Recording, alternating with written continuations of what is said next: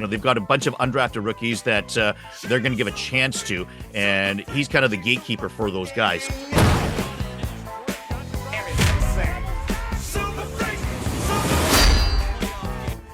Hello and welcome to another edition of Fantasy Football Freaks. I'm Jason, he's Vaz, and today we're going to talk about three guys that I am higher on as sort of sneaky picks this year. Let's call these guys our second-year breakouts, because I think that's where the true value is when it comes to dynasty leagues.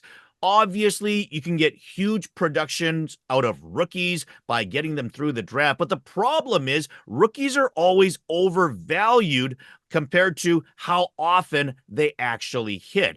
They're always inflated in value, but I think the true value comes in your second-year players that didn't do as much in year one. Second-year players like Puka Nacua, Bijan Robinson, obviously, they're going to be overvalued right now. But with your second-year guys that really didn't do as much in year one, sometimes you can get them on the cheap and they might have like a later breakout. Vaz, I think this is one of the strategies that I like to employ, and there certainly can be some diamonds in the rough that people kind of forget about through prospect fatigue. Yeah, I think I'm kind of the opposite to you. I have a tendency to sell quickly on the guys that I feel like could bust, and try to get back what value I can. And I think it's possible that I kind of panic sell a little bit too early, and sometimes it works out, but sometimes it doesn't. So yeah, I'll be interested to hear what you have to say and who are the guys that you're looking to buy on the cheap. Yeah, I think the key on this is price and Right. value. So like I said, I mean, if you're going after guys like let's say Bijan Robinson and Puka Nacua Yeah, as yeah. second-year players, you're paying multiple first-round picks to get guys like that. The guys I'm targeting are guys that people might have spent like a second or a third-round pick on, but now you can get them for fourth and fifth-round picks, or maybe some of these guys might even be on your waiver wire depending on how deep your league is. So the first guy I want to talk about is Tank Bigsby. He was a third-round pick by the Jacksonville Jaguars, and he was the backup all season to Travis Etienne. Now, I'm not in any way, shape, or form saying that he is going to overtake Etienne in any way. However, what I will say is he is going to be their RB2. So if there is any sort of an injury to Etienne, he should be able to step right in and be the bell cow. The depth chart behind him, let's take a look at this list. I mean, Dearness Johnson, Keelan Robinson, Lorenzo Lingard, Jalen Jackson, like really none of these guys are really expected to do anything. Most of them are actually undrafted rookies. And of course, Johnson, we know what he is at the age of 28 and really doesn't have anything for the past, present, or future to show of in terms of any sort of production. So I think Bigsby's not going to have any competition. If there is an injury of any sort, then I think we can't expect him to step in. And one of the things that his coaches have said recently is that he struggled to adjust to the pro game in year one, but he has looked much more comfortable in training camp. So once again, they're not saying that he's going to jump in and, take over anything off of ETN, but I think it just shows that maybe he did have some rookie jitters, made a bit of a tougher transition, but he still owns that backup job, and I expect that he'll be able to play much more confidently and hopefully produce a little bit better than he did last year. And I think this could be like a cheap buy that could turn into something, if not like, a league winner type of play. Okay, so a lot for me to unpack here because I'm not high on Bigsby at all. Like, I mean, his rookie season was absolutely pitiful. He looked awful. He looked absolutely awful. I think he ran for like 2 yards per carry or less. He fumbled a bunch. He wasn't trusted. I think he lost a backup job at one point. I mean, like they drafted him in the third round because like he had a pretty good prospect profile coming out of college, and they wanted him to take carries away from Travis Etienne. They wanted to spell him, but he couldn't handle it. So yeah, he looked terrible last year. And reports out of training camp this offseason have said that he's been better. He's adjusting better to the pro game. But like at this point, everybody's great according to in the offseason. You don't hear anything negative about anybody. So I don't want to buy too much into that. I think the Jaguars would love it if Bigsby could step in and start to spell Travis Etienne, because I don't think they want to give him a full workload. Um, and I do really like buying handcuff running backs on the cheap. Because they do have potential to increase in value if the starter goes down. They could be league winners, as you said. So I really do like buying handcuffs. And it seems like Bigsby is the handcuff to own in Jacksonville. I know that the franchise would want him to be. They used a third round pick on him. So I think like if you're buying Bigsby here, you're probably buying the potential. You're buying the third round draft capital from last season. And I'm okay with that. He looked really bad last year, but I mean, it could only get better from that, right? And as you said, like the options behind him aren't particularly intriguing. So they definitely want him to win that that backup job. So I don't hate this one, but it's all about price, as you said. Like if you could get him for like the equivalent of like a fourth round pick, I'm fully on board. I'm a little bit hesitant to offer a third for him because I didn't see any type of talent last year that I could bank on. So I don't know if I'm capable of offering a third to get him. I mean, like if I have him on my roster, I might even want to trade him away to grab a third if I have a rebuilding roster, because uh, I don't know if I could trust him to remain in the NFL long term. But if I have a competing roster, or if I have like a Travis Etienne on my roster, I definitely want to acquire him for hopefully less than a third round pick. Yeah, and I'm the same. So first off, yeah, there's no way that I would give a third round pick to get him, and if I could get a third for him, I absolutely would. But yeah, I'm thinking more in the fourth round, maybe a couple of fifth round picks in order to get him, sort of thing. But like I said, he could be a guy that might be on your waiver wire, depending on how deep your league is. And like I said, or like you said at the end there as well, is if you have ETN, then I think he's a solid handcuff to have, especially if you're a competing team.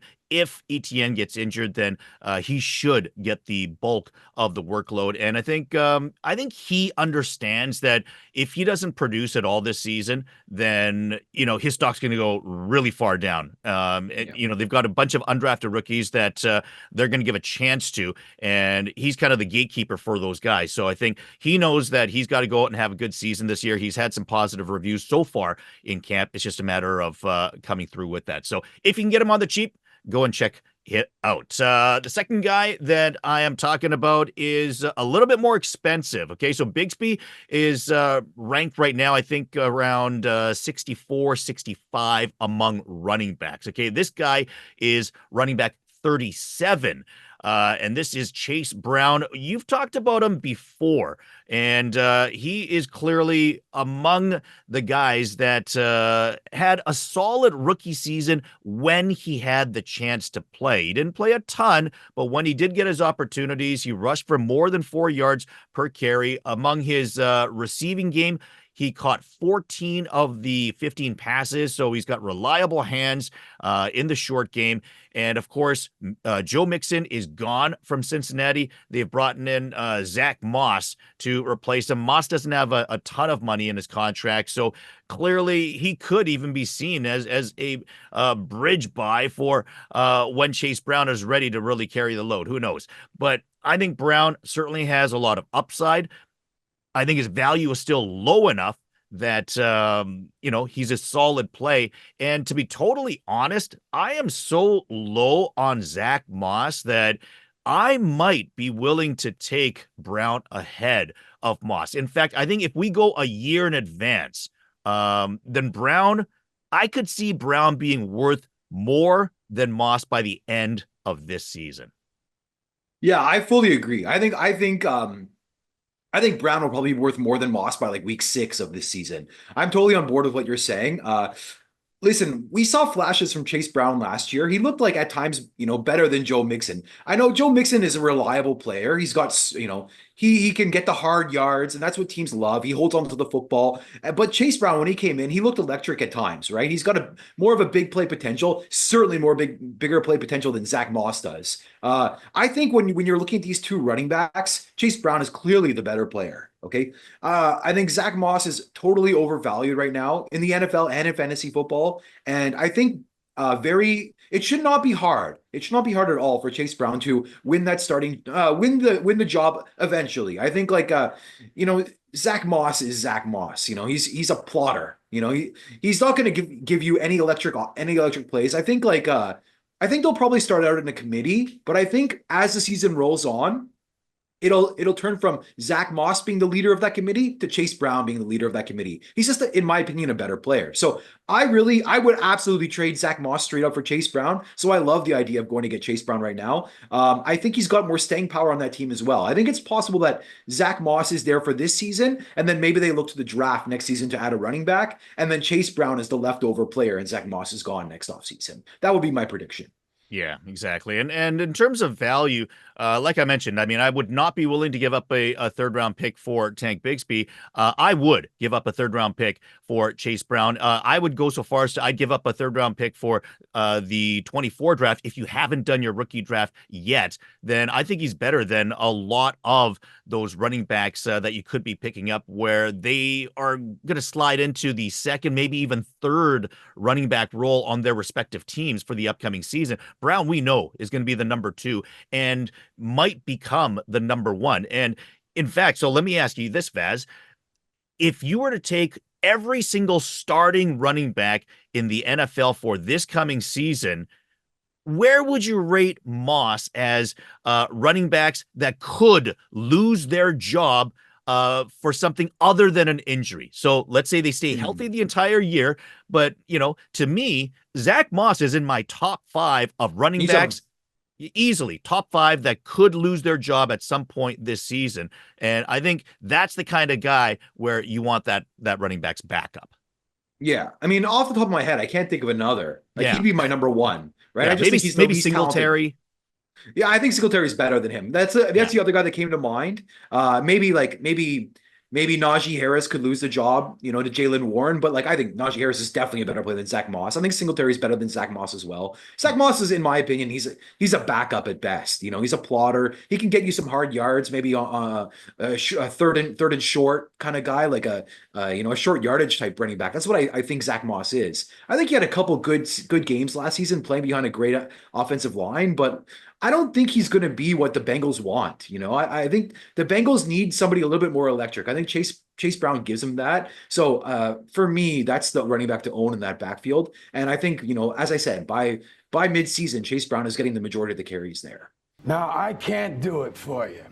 The inches we need are everywhere around us. What are you going to do? Like!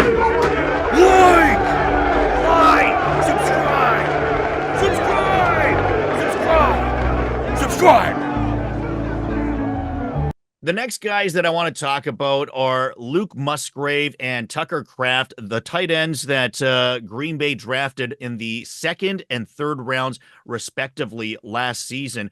And in terms of their production last year, neither of them really had a great year because they sort of split the season. Musgrave started off as the starter. He got injured halfway through, so really, stunted his production overall. But then Kraft came in as his replacement, had a solid season, but then once again, they go back to Musgrave in the playoffs. So I think both of these guys have shown flashes at various points of the rookie season, but because of Musgrave's injury, I think both really haven't shown the numbers of production that you want to see to have really launched their value going into their second season. So I think both are somewhat undervalued in terms of what they could end up being worth by the end of the season.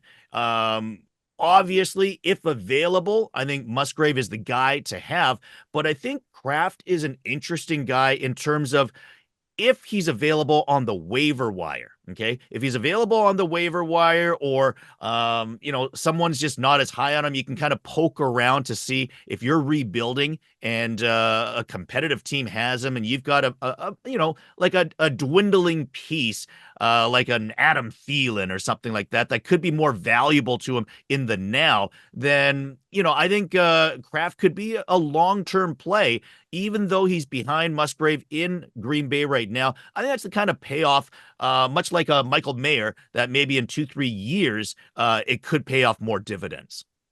Yeah, I actually really like that one. I liked Tucker Kraft's.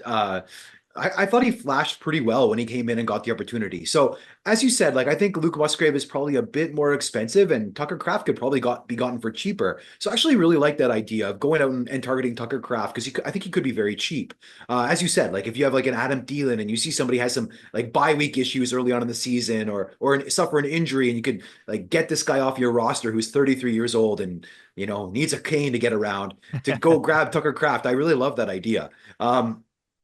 Yeah, the whole situation in Green Bay is a headache with their receivers, with their tight ends. Just like you never know who's going to get the football, right? Like there's just so many like decent options, nothing fantastic. It's a real headache for fantasy owners to start anybody from the receiving core, the tight end core in Green Bay. But yeah, they have a lot of exciting options. So they have a lot of talented players. So like, if anything, like it's very good for Jordan Love. Yeah, absolutely. And just to give you some stats, Kraft, for the 7 games that Kraft started, he had 2 touchdowns. He averaged 4 catches and around 45 yards per game. Not bad as a rookie that No, had to great. basically go in and take over for the starter that got injured. So I think he showed that he has some flashes, has a little bit of production, and as a long-term play, I think it's a solid gamble to give up, something that's not worth as much. Anyways, there you have it. Those are 3 of my second-year player breakouts. Go grab these guys if you can, if the price is right. Like the video, subscribe to the channel, and we'll see you next time for another edition of Fantasy Football Freaks.